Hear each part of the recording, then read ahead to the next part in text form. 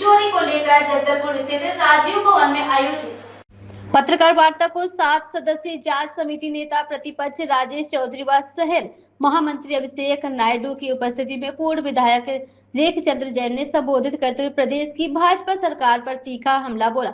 उन्होंने कहा कि भाजपा के राज्य में कृषि क्षेत्र पूरी तरह संकट में ही है और किसानों के साथ खुलेआम अन्याय हो रहा है, जिसे कांग्रेस पार्टी किसी भी कीमत पर बर्दाश्त नहीं करेगी।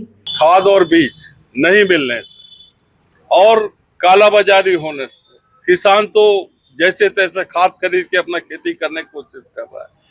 40% काश्त बढ़ गई है कृषि की और 40% काश्त बढ़ गई है। किसान सोसाइटियों से कर्जा लिया है, लोन लिया है। जब उत्पादन नहीं होगा, काश्त बढ़ जाएगी तो कर्जे में डूब जाएगा।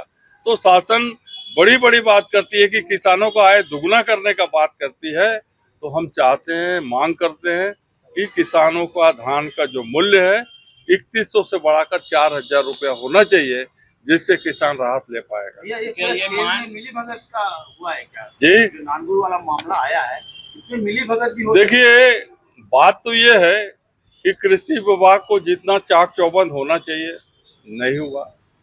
जब लाइसेंस जिस जगह के लिए जारी हुआ है, आप चल के देखिए, दिखाता हूँ चल के, कि वहाँ न कोई दुकान है, न कुछ, एक शटर लगा हुआ है, एक तो पोस्टर लगा हुआ है अनन्या कृषि केंद्र। जब हमने अंदर जाकर देखा, वहाँ पे एक खाट पड़ा है, एक टेबल पड़ा है, एक तो मुर्गा बंधा पड़ा है। तो ये क्या है कि कृषि विभाग कितना संवेदनशील है, इसी चीज से समझ में आता है। आज 1320 बोरी यूरिया हो, पोटाश हो, ये विक्रय हो गया, उनको कोई जू तक नहीं रह रही है।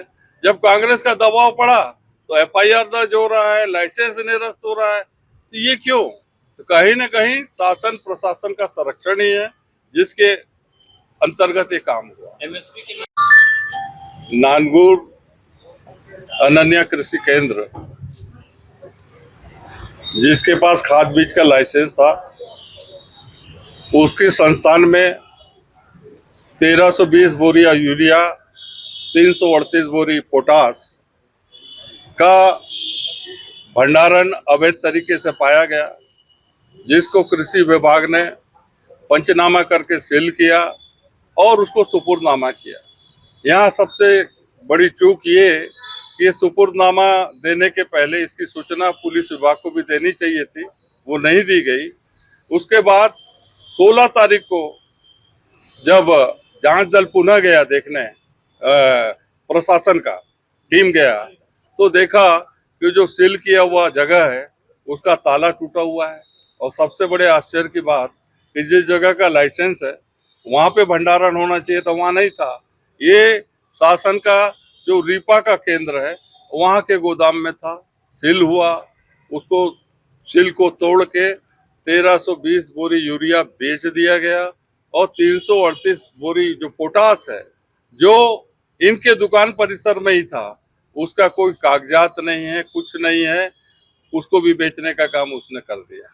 तो इस तरीके से जब जांच दल पहुंचा तो शासन प्रशासन ने त्वरित कार्रवाई करते हुए परसों रात में, 23 तारीख की रात में, इन 2 लोगों के जो अनन्या कृषि केंद्र के संचालक हैं उनके खिलाफ FIR किया और जांच की कार्रवाई तेज हुई।